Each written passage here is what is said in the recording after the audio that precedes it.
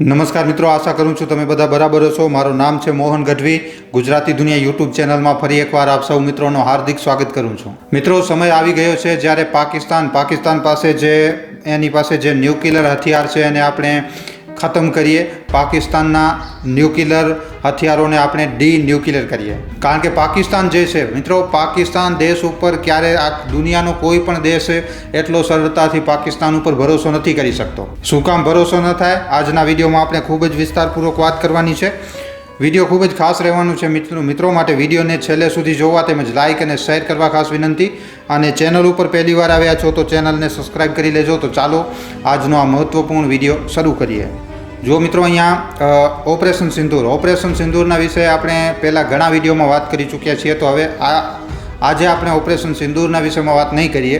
પણ મિત્રો, અહીંયા અમારો જે સૌથી મોટો જે મુદ્દો છે કે પાકિસ્તાન જે ન્યુક્લિયર ચલાવે છે ને, હંમેશા કે અમે ન્યુક્લિયર મારી દેશું, આમ કરી નાખશું, તેમ કરી નાખશું। તો ભારતે મિત્રો એકદમ એને ધ્વસ્ત કરી નાખ્યું। આ ન્યુક્લિયરને, પાકિસ્તાનના ન્યુક્લિયરને ભારતે એકદમ જડ મૂળમાંથી ઉખેડી નાખ્યું છે। ભારતે ચોખ્ખા શબ્દમાં કહી દીધું કે ભાઈ આ અમને ન જણાવ, ન્યુક્લિયર અમારી સાથે ન કર, તારી હદમાં રહે, નહીં તો ભારત ડાયરેક્ટ તારા ઉપર બમ મારશે। તો ન્યુક્લિયર બમનો આ લોકો કહે છે ને અમે ન્યુક્લિયર બમ દિવાળી માટે નથી રાખ્યા, બધાના ન્યુક્લિયર બમોના જે પોઈન્ટ છે એ ભારત બાજુ થયેલા છે, અમે ગમે ત્યારે ભારતને ખતમ કરી નાખશું, બરબાદ કરી નાખશું, વગેરે વગેરે। તો આ લોકો તો કાંઈ કરી ન શક્યા, પણ ઉપરથી આપણે આ લોકોને બ્રહ્મોસ મારી દીધી, ઘરમાં ઘૂસીને મારી દીધી। અને જણાવવામાં એમ પણ આવી રહ્યું છે કે એ લોકોની ન્યુક્લિયર સાઇટ ઉપર બ્રહ્મોસ જઈને લાગી છે। તો પાકિસ્તાનની એકદમ બેન્ડ વાગેલી છે। પણ મિત્રો, અહીંયા એક ખૂબ જ વધારે ગંભીર મુદ્દો છે। ગંભીર વાત એ છે મિત્રો કે જો સૌથી પહેલાં જે ન્યુક્લિયર નેશન બન્યો એ અમેરિકા બન્યો મિત્રો। સૌથી પહેલાં ન્યુક્લિયર બમ અમેરિકા પાસે આવ્યો। અને અમેરિકા જે દેશ હતો, જ્યારે સૌથી પહેલાં જેણે ન્યુક્લિયર બમ મિત્રો દાગી પણ નાખ્યો હિરોશીમા નાગાસાકી ઉપર। હું જણાવી ચૂક્યો છું, ઘણા વિડીયોમાં આપણે કહી ચૂક્યા છીએ, અમેરિકા એકદમ દોગલો દેશ છે, આના ઉપર બિલકુલ પણ ભરોસો ન કરી શકાય। એના પછી ન્યુક્લિયર બમ જે બનાવ્યો એ સોવિયત સંઘે બનાવ્યો, એના પછી યુકે લાઇનમાં ન્યુક્લિયર આવી ગયા, રશિયાએ પછી બનાવ્યો, એના પછી ચાઇના, પછી ફ્રાન્સ, પછી આવી રીતે કંઈક 4-5 જે છે એ આ ન્યુક્લિયર નેશન બની ગયા। એના પછી ઇઝરાયલ બન્યો, અને એના પછી ભારત અને પાકિસ્તાન બંને ન્યુક્લિયર નેશન બન્યા। હવે મિત્રો, અહીંયા પાકિસ્તાનનો ન્યુક્લિયર દેશ બનવું એ ખૂબ જ વધારે ડેન્જરસ વાત છે મિત્રો। આ ખૂબ જ વધારે ડેન્જરસ છે, કારણ કે આ દેશ ઉપર ક્યારેય પણ ભરોસો ન કરી શકાય। કારણ કે મિત્રો જુઓ, હમણાં સુધી જે દેશો ન્યુક્લિયર પાવર બન્યા છે એ સૌથી પહેલાં તો મોટા દેશો છે, અને સૌથી મોટી વાત કે એ એક રિસ્પોન્સિબલ નેશન છે મિત્રો। એ ડાયરેક્ટ કંઈ ન્યુક્લિયર આક્રમણ ન કરે, ન્યુક્લિયર હુમલો ન કરે। પણ પાકિસ્તાનના કેસમાં અહીંયા એકદમ વસ્તુ અલગ છે। પાકિસ્તાનનો જે ન્યુક્લિયર પાવર છે એ મિત્રો ચાઇના અને અમેરિકાએ આનો સાથ આપ્યો છે અને બનાવ્યો છે, જેનાથી આ પાકિસ્તાનને યુઝ કરી શકે। અને એક વાત તો એકદમ સાફ જ છે કે પાકિસ્તાનમાં એકદમ જિહાદી લોકો છે, આતંકવાદીઓને પ્રોત્સાહન આપે છે। પાકિસ્તાનમાં બધા આતંકવાદી છે, ત્યાંના સેલિબ્રિટી પણ આતંકવાદી છે। હવે જુઓ, અહીંયા નોર્થ કોરિયા પણ એક ન્યુક્લિયર પાવર છે। નોર્થ કોરિયાની થોડીક મદદ ચાઇનાએ કરી છે, બાકી એણે પોતાની મેળે કર્યું છે। પણ આ જે દેશ છે ને, આ બે દેશો છે એ ખૂબ જ વધારે ખતરનાક છે, અને આનું મિત્રો ડીન્યુક્લિયરાઇઝેશન થવું જોઈએ। મતલબ કે આ લોકોના જે ન્યુક્લિયર હથિયાર છે એને બરબાદ કરવું જોઈએ, હવે ખતમ કરી નાખવા જોઈએ। હવે અહીંયા નોર્થ કોરિયાનો તો કોઈ કરી નથી શકતો, કારણ કે ના તો એ યુએનમાં છે અને ના તો નોર્થ કોરિયા કોઈની વાત માનવાનો છે। પણ અહીંયા મિત્રો પાકિસ્તાનના ન્યુક્લિયર પાવરને ખતમ કરી શકાય છે। અને પાકિસ્તાનનું ડીન્યુક્લિયરાઇઝેશન મિત્રો એટલા માટે ખૂબ જ વધારે જરૂરી છે, કારણ કે તમને ખબર હશે પાકિસ્તાન મિત્રો ન્યુક્લિયર બ્લેકમેલ કરે છે આખી દુનિયાને। તમને ખબર છે, ન્યુક્લિયર કરીને એ બધા પાસેથી પૈસા લે છે। એ કહે છે કે ભાઈ અમારો જે ન્યુક્લિયર પાવર છે એ આતંકવાદીઓના હાથોમાં ચાલ્યો જશે, જો અમારી પાસે પૈસા નહીં, તમે લોન નહીં આપો તો આતંકવાદી પછી આનો કેવી રીતે યુઝ કરશે, શું કરશે। તો આવી રીતે આ બ્લેકમેલ કરે છે આખી દુનિયાના દેશોને કે અમારી પાસે ન્યુક્લિયર આતંકવાદીઓ પાસે ચાલ્યા જશે। એવી રીતે આ ભારતને ન્યુક્લિયર બ્લેકમેલ કરે છે, દુનિયાને ન્યુક્લિયર બ્લેકમેલ કરે છે, IMFને ન્યુક્લિયર બ્લેકમેલ કરે છે કે જો તમે અમને પૈસા નહીં આપો તો આ જે ન્યુક્લિયર હથિયાર છે એ બીજા કોઈ પાસે ચાલ્યા જશે, મતલબ કે આતંકવાદીઓ પાસે ચાલ્યા જશે, એવી ધમકીઓ એવી રીતે બ્લેકમેલ કરીને પૈસા લે છે। અને કાં તો પછી તમે જો અમને પૈસા નહીં આપો તો અમારી જે સોસાયટી છે એ એકદમ કોલેપ્સ થઈ જશે, બરબાદ થઈ જશે, અને આ જે અમારી પાસે જે ન્યુક્લિયર છે એ એકદમ વેચાઈ જશે, પછી વેચવા પડશે અમને। તો આવી રીતની આ બ્લેકમેલ કરીને પૈસા હેઠે છે। તો વાત અહીંયા એ છે કે આ ન્યુક્લિયર બ્લેકમેલનો રેટોરિક પાકિસ્તાન ખૂબ જ વધારે સમયથી અહીંયા યુઝ કરી રહ્યું છે. તો હવે આવી પરિસ્થિતિમાં આખી દુનિયાને એ વાત સમજમાં આવી રહી છે કે પાકિસ્તાન એક ખતરનાક દેશ છે.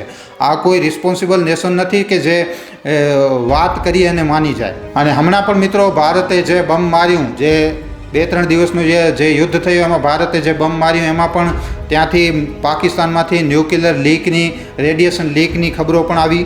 ભારતે સરગોદા ઉપર માર્યું છે મિત્રો. અને અંડરગ્રાઉન્ડ જે છે એ લોકોના જે છે ન્યુક્લિયર બમ રાખવાના ઠેકાણાઓ બધા અંડરગ્રાઉન્ડ છે ત્યાં જણાવવામાં આવે છે. અને ત્યાંથી હવે ન્યુક્લિયર રેડિયેશન લીક પણ થયું છે એવી ખબરો સામે આવી છે. આપણે પણ પહેલાં વિડીયો બનાવી ચૂક્યા છીએ આના ઉપર. તો મિત્રો માનીને ચાલો કે પાકિસ્તાન જેવા દેશ ઉપર આપણે બિલકુલ પણ ભરોસો ન કરી શકીએ. અને હવે તો ભારત પણ આની ન્યુક્લિયર ધમકીઓથી ડરી નથી રહ્યો ભાઈ. તો અહીંયા ભારત પણ મારી દેશે ભાઈ. હવે જો માર્યો તો પહેલાં પણ સરગોદા ઉપર હતો, સરગોદા ઉપર લાગ્યો પણ ભારત આવું ક્યારે પણ નહીં વિચારે કે કોઈ પણ ન્યુક્લિયર મિસહેપનિંગ થાય. તો ભારતે જે માર્યું છે એ એકદમ કેલ્ક્યુલેટ માર્યું છે, સમજી વિચારીને માર્યું છે. પણ ત્યાં ન્યુક્લિયર રેડિયેશન લીક થયો છે કે નથી થયો હજી પણ આના ઉપર કોઈ હજી ક્લિયરિટી નથી. આ એકદમ ચૂપી છે હજી આના ઉપર પણ મિત્રો અહીંયા બધાને ખબર છે, બધા દેશોને ખબર છે કે કોની ન્યુક્લિયર સાઇટ ક્યાં છે. ભારતને ખબર છે કે પાકિસ્તાનની ન્યુક્લિયર સાઇટ ક્યાં છે. તો અહીંયા મિત્રો રસ્તો જે છે એ આ જ છે કે જો ભારત પાકિસ્તાન યુદ્ધ થાય છે આવનારા દિવસોમાં તો અહીંયા એ લોકોના ન્યુક્લિયર, જો મિત્રો આમ તો કોઈ ખતરો નથી પણ બંને દેશો ન્યુક્લિયર પાવર તો છે જ, પાકિસ્તાન પાસે ન્યુક્લિયર તો છે જ. તો આમાં મિત્રો બની શકે છે, અટેક થઈ શકે છે. પણ હવે પણ એમાં શું થશે તો એમાં આપણી તો જે પોલિસી છે કે નો ફર્સ્ટ યુઝ, પહેલાં આપણે કોઈને ન્યુક્લિયર હથિયાર નથી મારી શકતા. આ આપણી એક ડીલ છે દુનિયા સામે, સમજી લો. તો ભારતને આ જે પોલિસી છે એ બદલાવાની જરૂર છે. જેમ જ ભારત આ પોલિસી બદલાવશે અને ફર્સ્ટ યુઝની પોલિસી રાખશે ને તો પાકિસ્તાન જે છે એ પોતાના પરમાણુ હથિયારોને જગ્યાઓ તરત બદલવા લાગશે. તો અહીંયા ભારતને એક તો આ જે નો ફર્સ્ટ યુઝની જે પોલિસી છે આને ભારતને હવે ચેન્જ કરવું પડશે. પણ આમ છતાં પણ મિત્રો આપણો ભારત દેશ સૌથી વધારે મોટો રિસ્પોન્સિબલ નેશન છે આખી દુનિયામાં. અને જો પાકિસ્તાન અને ભારતનો યુદ્ધ થાય છે તો જો તમે માની લ્યો કે પાકિસ્તાનની પાસે જો કાંઈ પણ નહીં વધે, જો એના માટે જીવન મરણની વાત થઈ જાય તો એવું બની શકે છે કે લગભગ પાકિસ્તાન ન્યુક્લિયર હુમલો કરી શકે છે, આદેશ કરી શકે છે. તો આપણે તો આમ પણ ઇઝરાયલની મદદથી અને બાકી દેશોની મદદથી આપણે એવા ઇન્ફ્રાસ્ટ્રક્ચર બનાવ્યા છે કે આ લોકો ન્યુક્લિયર હુમલો કરવાના હોય એનાથી પહેલાં જ આ લોકોના ન્યુક્લિયર ઠેકાણાઓને બરબાદ કરી શકાય. તો એક તો મિત્રો આ એક ઉપાય છે કે આપણે એના ન્યુક્લિયર ઇન્ફ્રાસ્ટ્રક્ચરને જ પૂરી રીતે બરબાદ કરી નાખીએ પાકિસ્તાનના. બીજી વસ્તુ એ થઈ શકે છે કે આપણે ઇઝરાયલ અને અમેરિકાની મદદથી પાકિસ્તાનની ન્યુક્લિયર સાઇટને ઉડાવી નાખીએ. પણ આમાં પણ ફરી એકવાર ન્યુક્લિયર મિસહેપનિંગનો ખતરો તો રહેશે જ.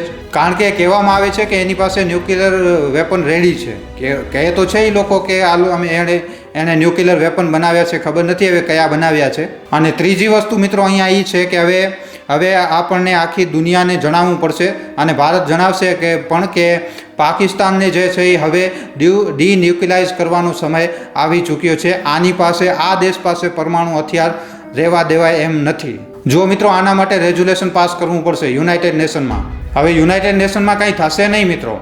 તમે આખી દુનિયાને બતાવશો તો ચાઇના વીટો કરી નાખશે. પણ એક વસ્તુ થશે કે આખી દુનિયા સાંભળશે તો ખરી કમસે કમ. આ વાત તો બધાના કાનોમાં જશે કે હા યાર પાકિસ્તાન જેવા દેશ પાસે આ ન્યુક્લિયર પાવર છે.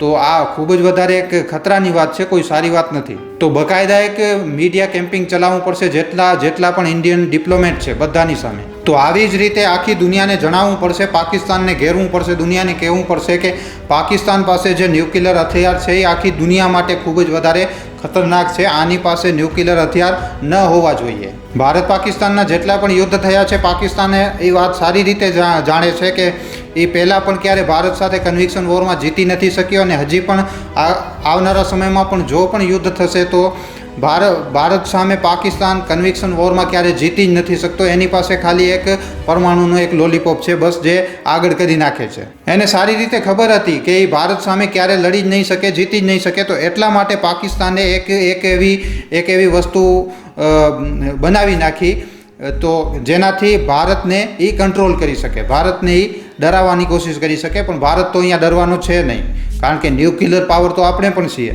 અને ભારતની પોલિસી એકદમ ક્લિયર હતી કે આપણે ખાલી ઇકોનોમી ઉપર આપણે વિચાર કરવાની વાત છે. અમને વધારે કોઈ લડાઈ ઝઘડા કે યુદ્ધ નથી લડવા. આપણે ખાલી અમારી ઇકોનોમી વધારવા માગીએ છીએ. પણ 2014 પછી આ પોલિસી બિલકુલ બદલાઈ ગઈ અને અનનોન ગનમેનનો પણ યુઝ થવા લાગ્યો. અને કાલે જ મિત્રો લશ્કરે તૈયબા જોયું ને તમે કે સૈફુલ્લાને મારી નાખ્યું. અને અમેરિકાએ નાગાસાકી હિરોશીમામાં પરમાણુ હુમલા કરીને જણાવ્યું છે, પરમાણુ બોમ્બ એણે જે ફોડ્યા એનાથી અમેરિકાએ જણાવ્યું છે કે પરમાણુ બોમ્બ કેટલા વધારે ખતરનાક હોઈ શકે છે. આ ઇલાકામાં આજે પણ લોકો જે છે એ અપંગ જન્મે છે. તો નાગાસાકી હિરોશીમા જેવા ઇલાકાઓમાં આજે પણ ન્યુક્લિયરનો રેડિયેશન છે મિત્રો. તો આ કેટલો વધારે ખતરનાક છે તમે વિચારી શકો છો. અને પાકિસ્તાન આને એકદમ સરળતાથી આવી ધમકીઓ આપતો હોય છે. તો પાકિસ્તાન પાસે આવા હથિયાર ક્યારે પણ ન હોવા જોઈએ. તો આવી રીતે પાકિસ્તાન જે છે એ હમણાં મિત્રો આખી દુનિયા માટે એક ખતરો બનેલો દેશ છે. તો આ જ વસ્તુ છે કે પાકિસ્તાન પાસે જે ન્યુક્લિયર હથિયાર છે એને ખતમ કરો. લેસન એ જ છે કે મિસકેલ્ક્યુલેશન ન થવી જોઈએ. એના ન્યુક્લિયર હથિયારોને ડિન્યુક્લિયરાઇઝ કરો, અથવા તો પછી એના જે પરમાણુ હથિયાર છે એ કોઈ સેફ હાથોમાં રહે, અથવા પછી એમ પણ બની શકે છે કે બધા દેશો મળીને પાકિસ્તાન ઉપર પ્રેશર બનાવે કે આ જે તું ધમકીઓ આપી રહ્યો છે એ બરોબર નથી. દુનિયાને મળીને એકદમ કહેવું જોઈએ પાકિસ્તાનને કે જો ભાઈ વાંધો નહીં, તારી પાસે ભલે ન્યુક્લિયર હથિયાર છે પણ આનો કંટ્રોલ અમે લેશું હવે. અને ભારતને હવે લગાતાર આ વસ્તુ ઉપર પાકિસ્તાનને ઘેરવાની જરૂર છે ઇન્ટરનેશનલ લેવલ ઉપર. તો મિત્રો આ વિષયમાં તમારું શું કહેવું છે, તમારા શું અભિપ્રાય છે, નીચે કોમેન્ટ સેક્શનમાં લખીને જણાવવા ખાસ વિનંતી. વિડીયોમાં આપેલી જાણકારી જો તમને પસંદ આવી છે તો આ વિડીયોને ખાલી તમારા સુધી સીમિત ન રાખતા તમારા મિત્રો સાથે, પરિજનો સાથે, વોટ્સઅપ ઉપર, ફેસબુક ઉપર, યુટ્યુબ ઉપર જેટલો બની શકે વધારેમાં વધારે વિડીયોને શેર જરૂર કરજો. તો આજના વિડીયોમાં આટલું જ. હવે આપણે મળશું ફરીવાર એક નવા વિડીયો સાથે. ધન્યવાદ.